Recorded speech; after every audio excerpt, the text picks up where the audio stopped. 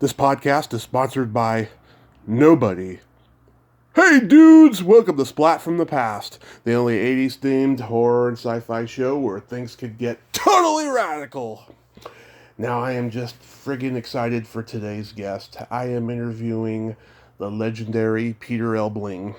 Peter, of course, is a celebrated writer. He wrote the best known novel, The Food Taster, but he began as a member of the classic improv group, The Committee, and then from there he was in National Lampoon's Lemmings, and then he starred in so many cult classic films. He was in Phantom of the Paradise, the lead singer of that band, the Juicy Fruits. Um, he was also in Rabbit Test, The World's Greatest Lover, Private Lessons, Dr. Detroit, Once Bitten, and he was in so many other great ones. And he also co-wrote Honey, I Blew Up the Baby, which I did not know until I was doing research. And we're going to talk about all that stuff today. Like I said, he is a legend in comedy, and he's a really talented writer as well. And it's going to be spectacular. I am just so damn lucky. I got to interview Tommy Chong yesterday, and I'm still coming off of that. I'm still a little jittery. But hey, here is my interview with Peter Elbling.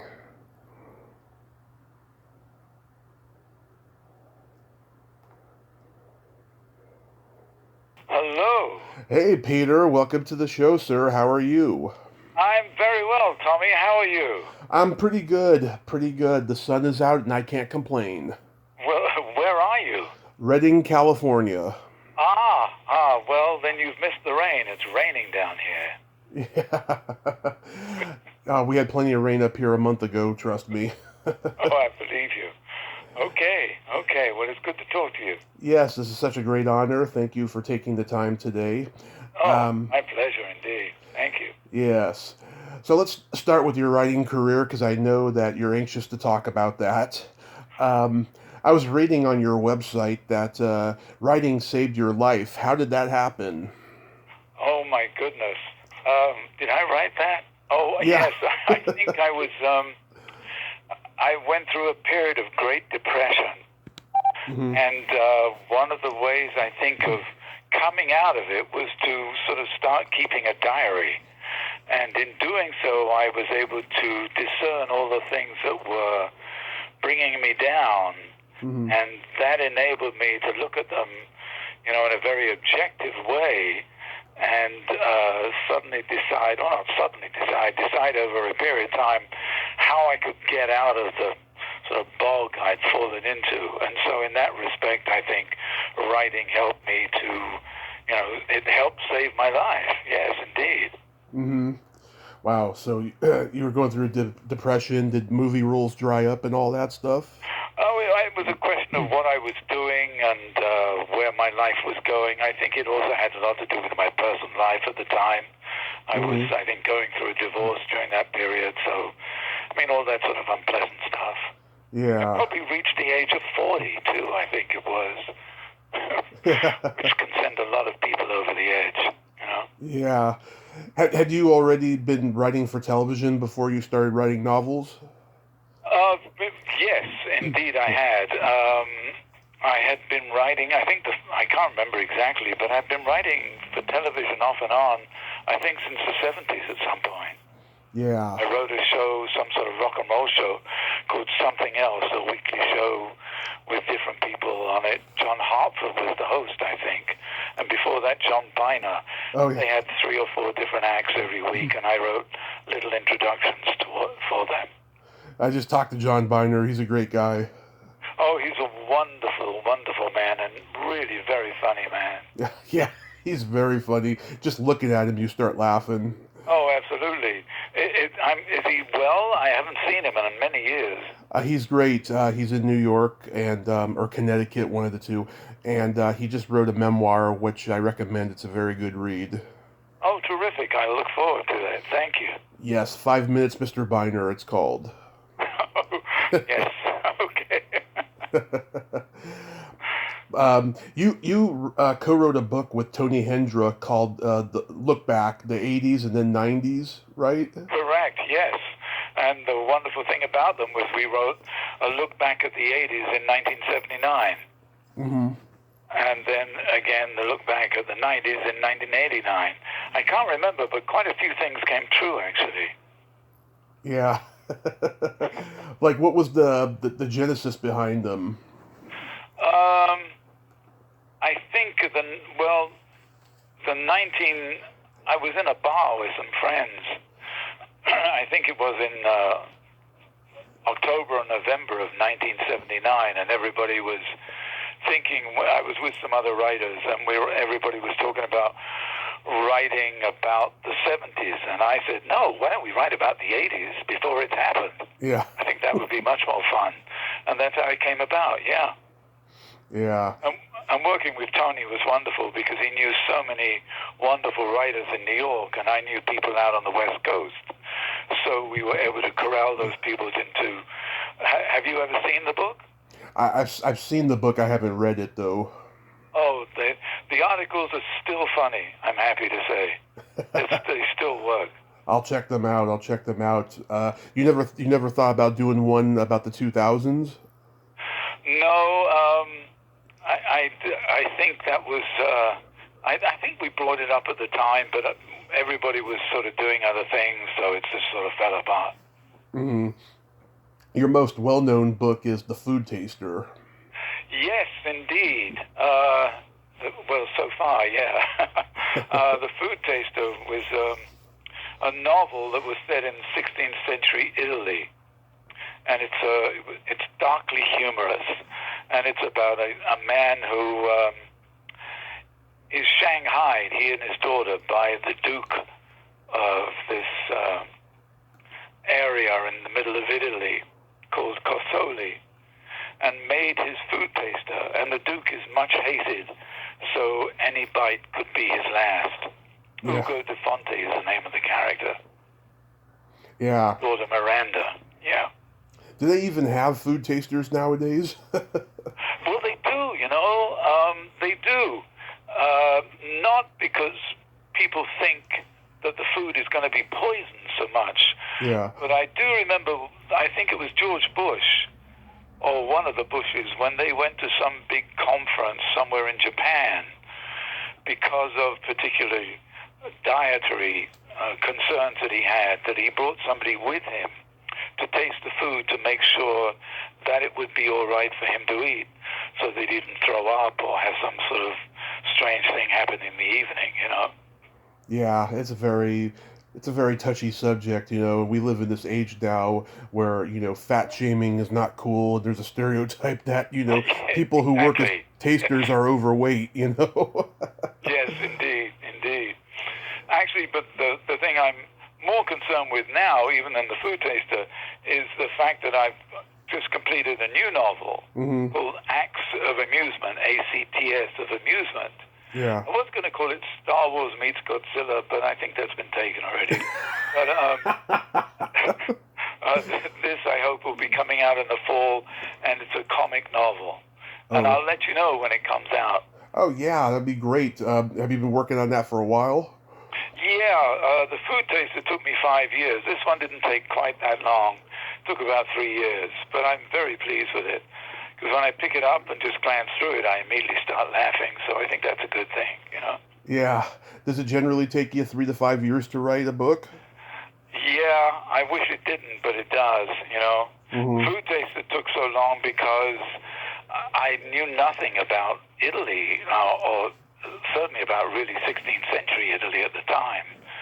And I had to do, I don't know, it seemed like years of research. It seemed I spent every living moment at the UCLA library, in the bowels of the library there.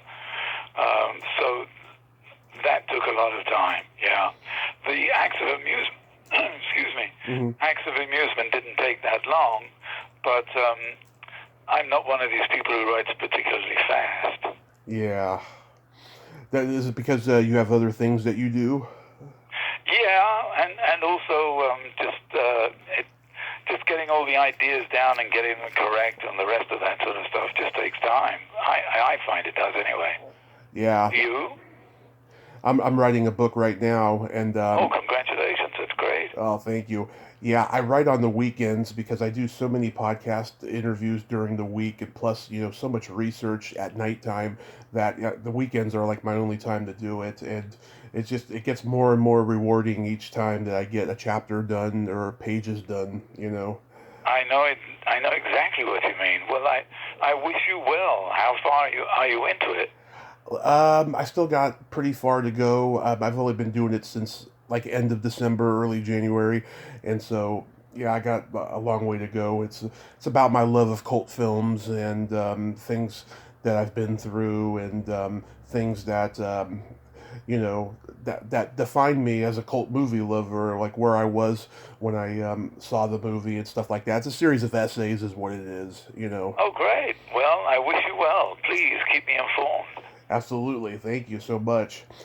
I had no idea that you, Gary Goodrow, and Tom Eberhart wrote "Honey, I Blew Up the Kid." Yeah, yeah. Yeah, How did that come about?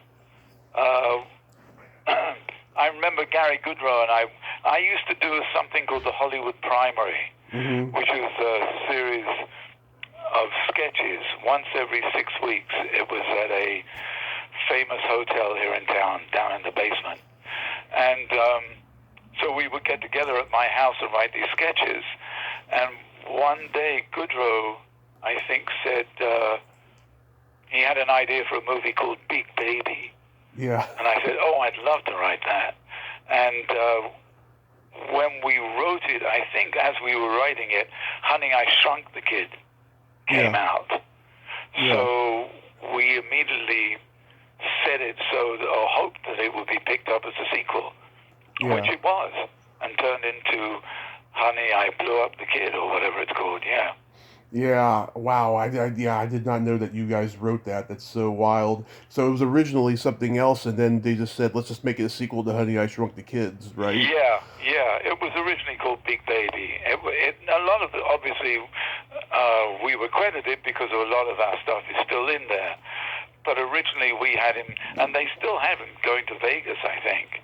We had the mafia involved and all sorts of other things. But it turned out quite well. I'm pleased and proud of it. That's great. Oh, that's good. How did Tom Eberhart get into the mix? I always loved his movie Night of the Comet. As I'm sure you know, in Hollywood, you write a script and then the studio likes it enough to buy it, and then they pass it on to one of their favorite writers. Oh, yeah. He does a version of it, and that's essentially what happened here. Oh, okay. So you guys never wrote with him then? No, we never wrote with him. In fact, I don't think I ever met him. Mm-hmm. Some people I know who worked with him say he's a real curmudgeon. Oh, no. Oh, okay. Well, yeah. I'm not sorry. Yeah. He's a talented guy, though. Good writer. Oh, obviously, yeah, sure. Yeah. So going back in time, did you always gravitate toward comedy and performing when you were growing up? Yes. Yes. I remember, who was it? Who did I used to see? Peter Ustinov. Yeah. You remember Peter Ustinov? Oh, yes. Great actor. Oh, wonderful. And a wonderful raconteur. And I remember watching him every now and again. I think they would have a television show in England, which is obviously where I grew up. And he would sit there and regale these journalists with stories, doing all these different accents and stuff like that. And I just fell in love with it right there. And I became a folk singer. I moved to Canada and became a folk singer. And then I met a wonderful gentleman by the name of Michel Choquette. And we formed a group called the Times Square 2. Right. Did you ever hear of that? Yes, I actually read about it last night when I was doing research. Okay. Yeah. You can see a piece of footage. I've got some footage of it, I think, on my website. And we performed all over Canada and all over the United States in nightclubs and on TV shows. We did Johnny Carson and Merv Griffin and the Smothers Brothers. And we did all those shows for quite a few years before we decided to call it quits. What kind of places did you guys get booked in? Were you playing the Borscht Belt circuit? No, we never made it up there. We played sort of nightclubs like the Bitter End. Oh, yeah. I'm trying to think the name of the club in Chicago. I forget, not the Happy Medium. I forget something. There was a big nightclub in Chicago. But nightclubs and coffee houses and places like that. And then we did a lot of concerts, college concerts, at Berkeley or UCLA or, I mean, all sorts of places. Who are the other acts that you ran into? Oh, that's wonderful. Well, let's see. It's a list of who's who in rock and roll, because in those days, rock and roll were often the lead act, and then the comedy act was the opening act. So I had the pleasure of opening for the Everly Brothers. Oh, nice. Which was amazing, because they have been boyhood idols of mine. Let's see. We once did a concert with Lloyd Price. Yeah. We appeared on all sorts of R&B acts. I can't remember them all. Probably Curtis Mayfield and the Impressions or something. Something like that. Yeah, indeed. It was great. I mean, it was amazing. And then we played. In the nightclub we played with Sarah Vaughan. I mean, with jazz singers too. Jerry Mulligan. We opened for Jerry Mulligan in Washington D.C. Wow. I mean, it was just Jose Feliciano. Remember Jose Feliciano? Mm-hmm. We opened for him. I mean, all sorts of people. It was quite extraordinary. This is before the shift of irreverent comedy was coming into the mix with George Carlin and Firesign Theater and Cheech and Chong and all those guys. Everything was sort of happening at the same time. Mm-hmm. It was all it was all beginning sort of in the late 60s, 70s. Mm-hmm.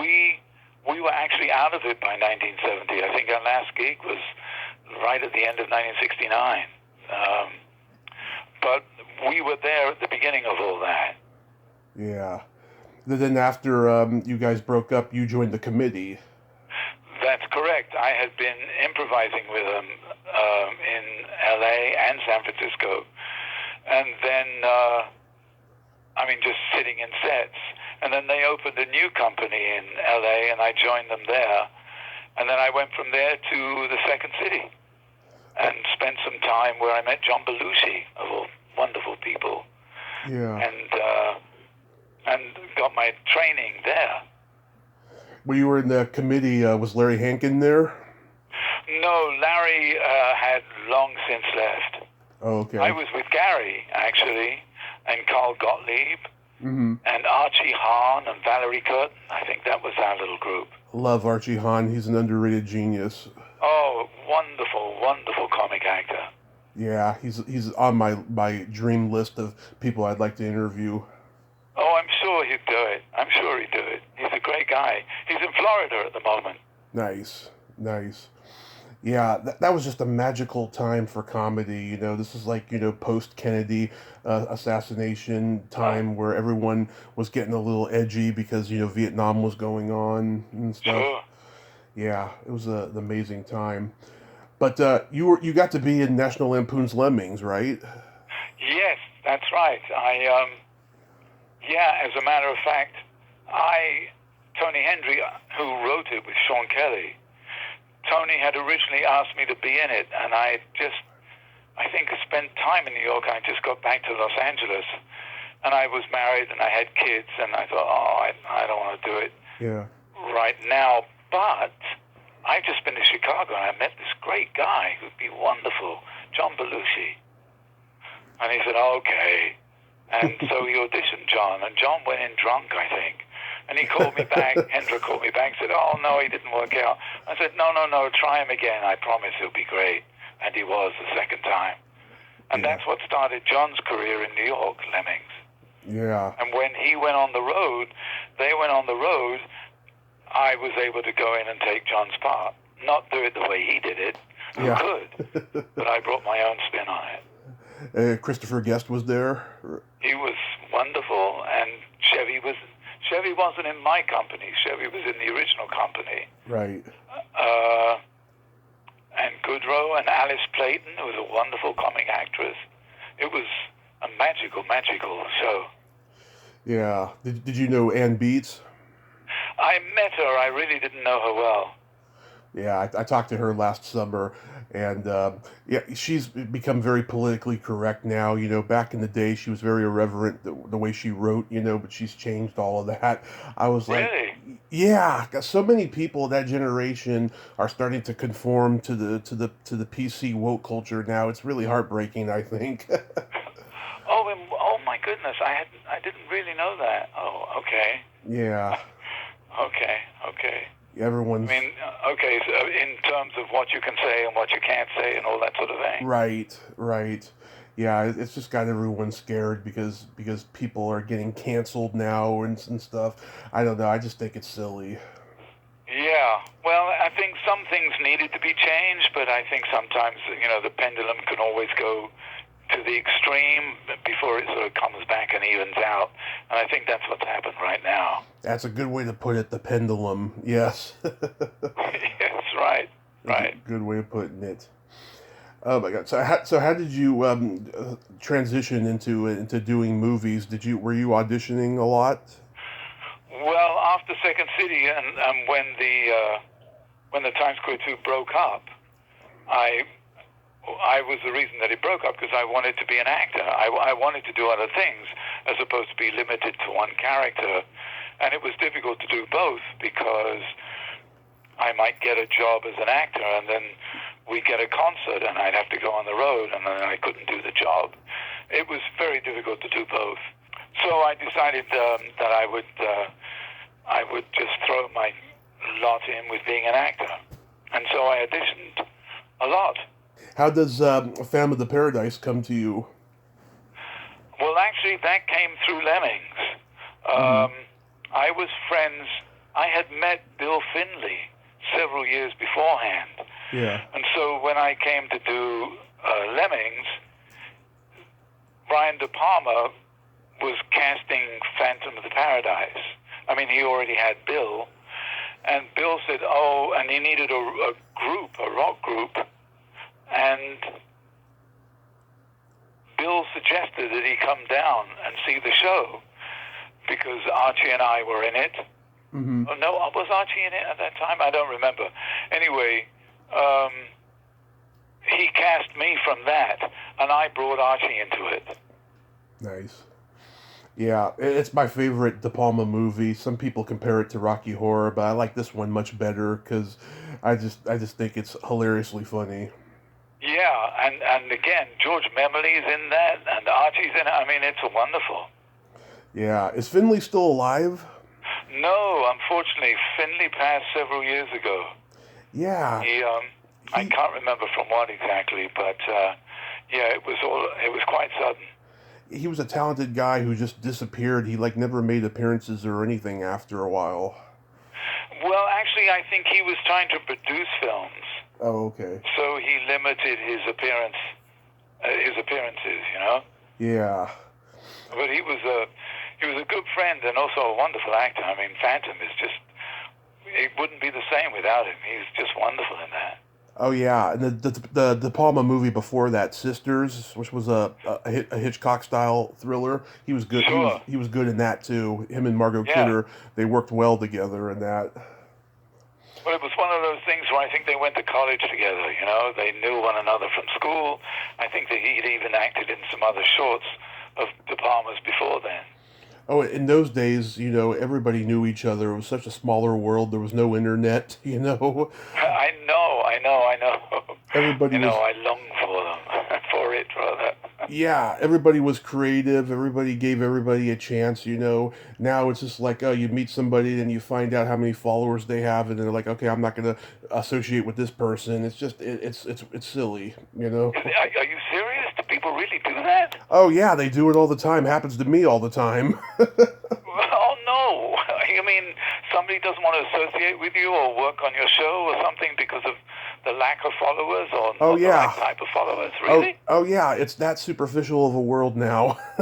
Oh, my goodness. Okay. Yeah. It's sad, but, Well, you and I should be friends for life, Tommy. How's that? We should be, Peter, yeah, because I don't do that to anybody. I don't care.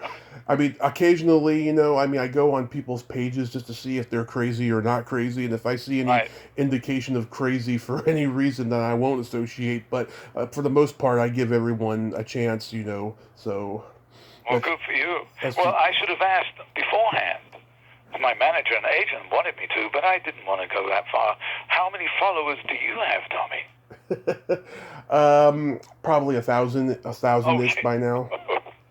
I didn't expect you to answer, but that's good to know. Yeah, my social media I'm still building up though, but for subscribers, yeah, 1,000 ish, Oh, that's probably. great. I'm delighted. Hello to all your followers. Hello.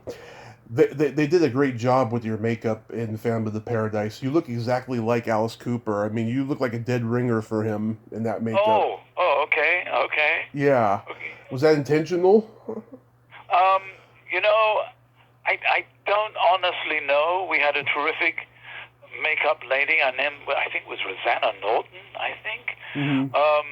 And then there was I'm not so sure about the Alice Cooper thing.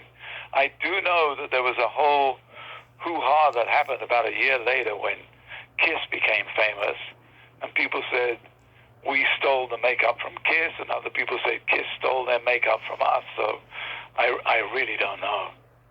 Yeah, because he was But big. I didn't realize that about Alice Cooper. But when I think about it, yeah, you're right. You're right. Because he was huge at the time, and everyone was imitating him. Like Cheech and Chong did a song called "Earache My Eye," and Cheech was doing it under the guise of Alice Bowie, which was Alice Cooper and David Bowie Right. combined. Yeah. How about working on The World's Greatest Lover? Oh, that was like a lot of the jobs I had in those days. That was like a one-day thing, I think. Yeah. You went in, you met Gene, you went to makeup, you got dressed. I mean, I had auditioned for him, I guess. I honestly don't remember, but I guess I must have done something right. I think I could cross my eyes. He liked that. So I think that's what got me the role. So, you go in and do your little bit. It takes an hour or maybe two. You say, thank you very much. Good luck with the movie, and then you go home. I mean, Yeah. I didn't get to sit and talk with him or go out or anything like that. Hmm. Sometimes I did, but not on that particular occasion. Yeah. To me, it's one of his most underrated movies. It's really funny. Oh, I agree. I agree. It's I got. haven't seen it much lately on TV. Have you? I used to see it all the time, like on TV back in the '90s and 2000s. But no, I don't think so. I think it's on Not YouTube. late. I think it's Yeah. on YouTube at least. Here's a movie I'm sure you thought no one ever saw, but I've seen it many, many times. Rabbit Test. Oh my goodness. Yeah, Oh my. That was, I think, Billy Crystal's first starring role. it was. Yeah. Yeah. That was. Well, I worked on that for about 3 weeks with the wonderful Hamilton Camp. Oh yeah. And there was another gentleman whose name escapes me. I find I'm always working in little trios. There were 3 of us in that. And Joan, what's her name, was the director. Joan Rivers. Joan Rivers, yes.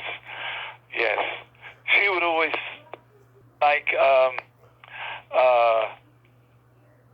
your makeup's running, and action! I don't know why, but she try and throw you off or tell a joke or something. And Yeah.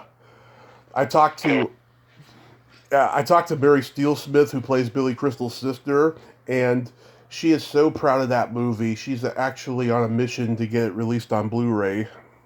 oh, okay. Yeah. How does it hold up? I haven't seen it in a long time. I saw it on YouTube about a year ago. It's still a funny movie, I think. Oh, great.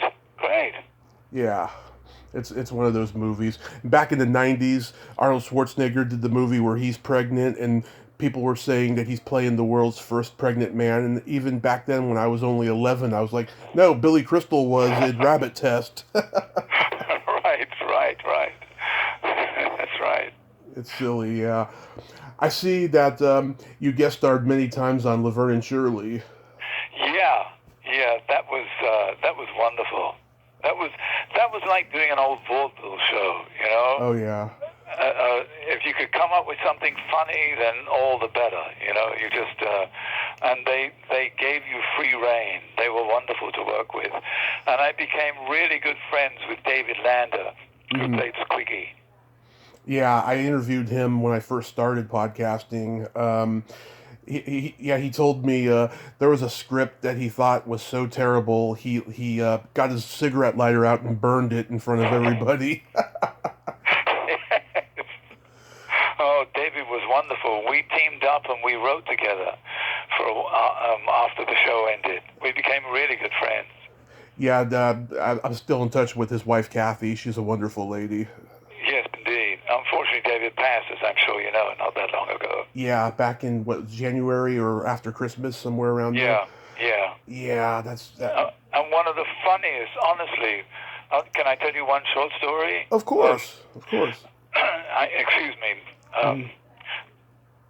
I came up with an idea for David called Get Rich Quick. Yeah. And his name would be Rich Quick. And he was a talent agent in L.A., but on, sort of third grade, working out of a tiny office with no clients. And we worked out a routine, to tell the movie studios and TV studios, because we wanted it to be a series. And we got a high-powered producer, and we went into CBS studios to pitch it to them. Right. And there were two young women and a man there. And the way we do the pitch would I'd tell the story straight, and as I introduced each character, David would become the character and just improvise for a minute in that character, and then sometimes play 2 or 3 different characters in a little scene, all improvised. And at one point, about 5-10 minutes in, both the women were laughing so hard they had handkerchiefs in their mouths. Right. They were crying with laughter. And the guy was also he couldn't look at David. And after 10 or 15 minutes, we wrapped it up, and we left, and the producer said, if we don't get a deal out of that, I'll eat my hat. Well, we never did get a deal, because the producer or one of the guys explained to me that they were only doing family shows that year. Yeah. Which was a crying shame, because I think of all the actors I've met, and I've met some wonderful, wonderful actors, comic actors too, David was the funniest person I've ever met. Yeah, he sure was. Was that right after Laverne and Shirley ended? Yeah, that was after Laverne and Shirley ended. And doing those shows and working with him and Michael and Penny, and it was just glorious. Yeah, and that was probably around the time he was getting sick too. It's amazing how long that he held up. It's amazing. Yeah, and he was able to keep it from the public for a long time. Yeah. I mean, he held in there for a long time. I mean, Richard Pryor, he was only able to keep it a secret for only a couple of years. Same thing with Annette Funicello when she got MS. Yeah, I mean, David had it, I think, for 35 years, which is extraordinary, to live with that disease. And for a long time, he dealt with it really Hey, you did private lessons for a day. Do you remember anything about that? I worked with my friend who directed it, Alan Meyerson. Right. And it was, again, it was a short day, or short experience, one day, and very enjoyable. I just talked to Dan Greenberg, and... Oh, okay.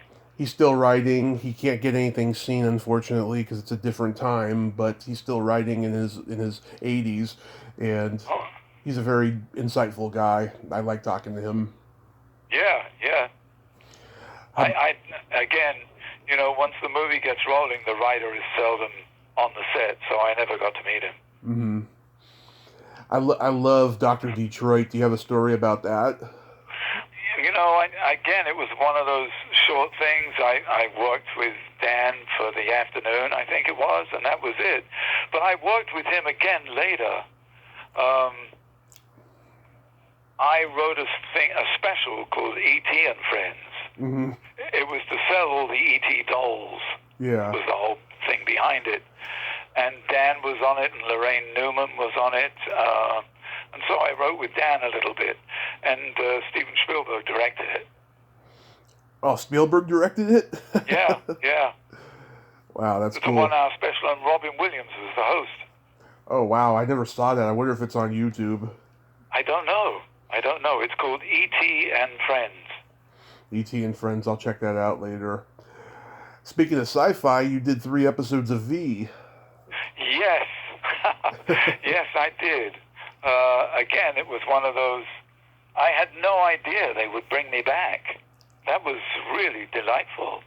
I just did the 1 episode, and they called me up and said, we want you to come back. I was so sorry, because I think it ended like 3 or 4 episodes later. That was the end of it. I think I did the last episode but 1. Yeah, I got to talk to Richard Hurd 2 weeks before he passed. Oh, okay. Yeah, he was asking me questions most of the time. I hardly got anything from him. And then, yeah, I was really sorry when they canceled it, because I have these V fans now. Yeah. In Spain, I think it is, and in South America, and here in the United States, of course. And they're a wonderful group of people, and they get dressed up in the costumes, and they have all sorts of affairs. I had no idea it was that popular. Yeah, it is pretty popular. I talked to Kenneth Johnson about coming on the show. He told me he was working on a reboot of V, but then the pandemic hit, so it's being prolonged right now. Oh, but they are working on a reboot of V, really?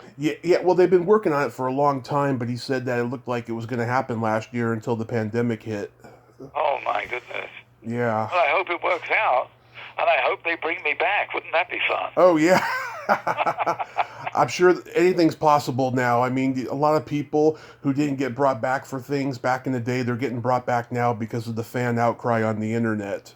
Yes, I know. It's I mean, I have mixed feelings about the internet, but there's certain things that are just extraordinary. The very first TV show I ever did, I think, was called Search. And it was some sort of thriller with Tony Francioso was on it. He was the host. And again, it was just a very small role. But I got a Facebook post the other day from somebody saying, I saw you on Search 70 years ago. No, 50 years ago. Had to be something like that. Which was extraordinary that they're digging all these shows up. And you can get box sets now of all these shows. I have Laverne and Shirley box set, every episode. Oh, my goodness. Yeah. All 7 years of it or something? All 7 years of it. I also got all 11 seasons of Seinfeld and Married with Children. I have a lot of those box set shows. Oh, yeah. Great. Yeah. My earliest memory of you was when you were the bookstore guy in Once Bitten. Right. Yes. Yeah. I never, Jim Carrey was the lead in that, wasn't he? Right. Yes. Unfortunately, my little scene took place on a day when he wasn't working, so I never got to meet him. Karen Copens, you shared scene with. I've been trying to get her on the show for a while. I'm hoping to, and stuff. She had a good career until she got out of the business. Yes, she was a fine actress. Yes. There are so many incredibly talented people around. It's just astonishing. There was a lot of them, yeah, and some of them stayed, some of them didn't. Some of them are trying to come back. Yeah, I know. I think the internet has revived a certain amount of careers because the shows, people see the shows and they begin fan clubs and stuff like that, and suddenly somebody has sort of some cachet, Yeah, absolutely. Last movie, you were the biology teacher in Rock and Roll High School Forever. Do you remember that? No. I was a biology teacher? Oh my God, my memory's going. Yeah. Jesus, really? Was I? Yeah, it's a scene where Leanne Curtis is using sushi to pretend that it's a frog and eat it in front of the bullies that she has to gross them out and stuff. And the one girl, she gets up to run to the bathroom because she has to vomit, and you say, "Wait, where are you going?" or something like that. And it's definitely me in that. It is me. Yeah, it's What is it called again? Rock and Roll High School Forever. It's Roger Corman movie. Oh, okay, I'll check it out. That was God, I'd forgotten all about that one. That was like 91 or something. Yeah.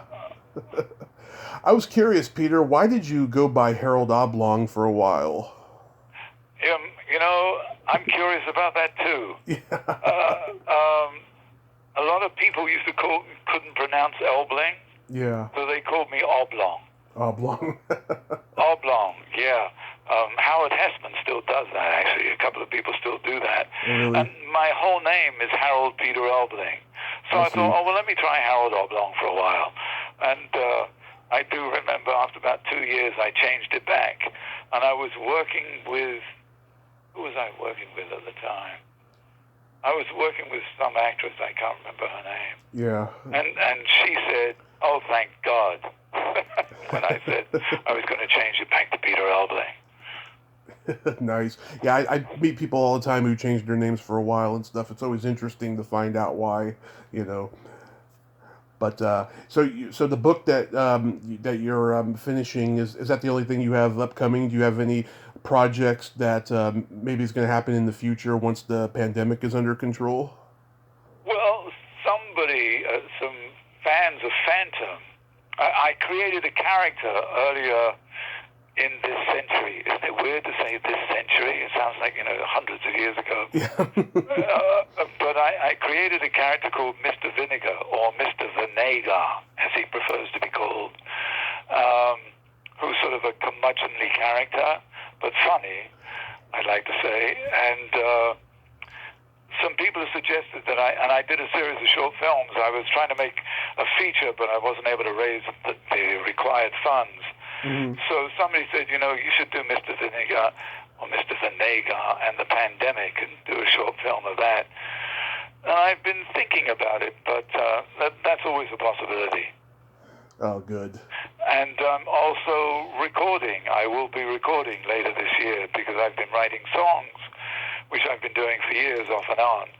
And I think that I'd like to get some of those songs out there. So I'll be doing some recording too. Oh, that's wonderful. Can I do a plug for Mr. Vinegar? Of course you can. If you go to Peter Elbling website, Peter Elbling on YouTube, a whole bunch of things will come up. And there's a whole bunch of Mr. Vinegar short films there. And I think that's right. Yeah. You can also see a piece of the Times Square too. Mm-hmm. I'll check those all out. I did subscribe to your YouTube channel. Oh, you did? Yeah. Oh, great. Thank you. Of course. Thank you. Of course. I believe that all YouTubers have to support each other, so I subscribe to all the YouTubers, the ones I interview that have channels, I subscribe to them.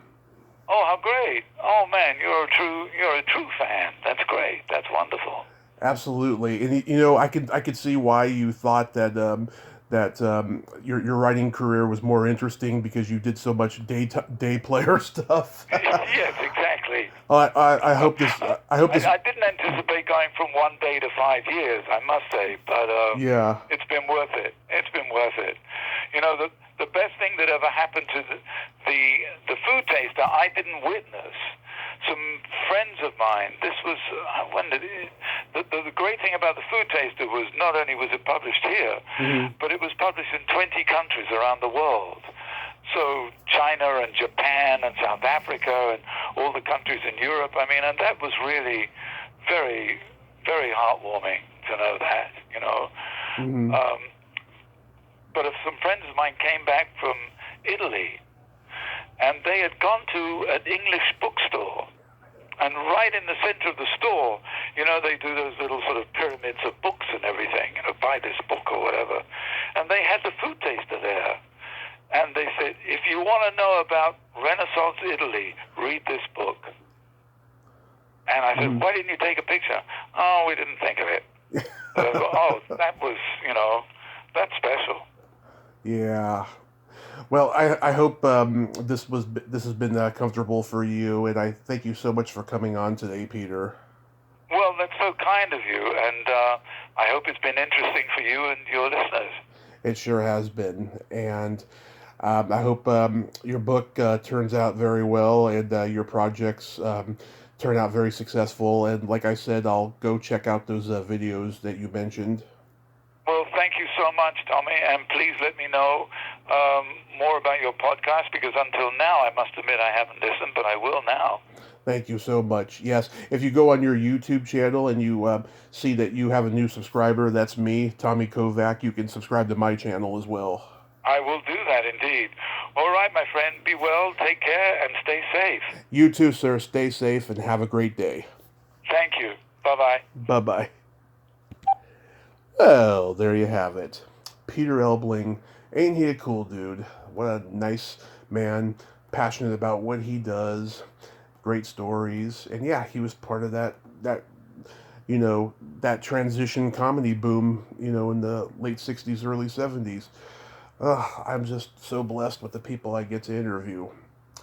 Well, until next time, this is Tommy Throwback Kovac saying there's no shame in living in the past because the present sucks. Later, dudes.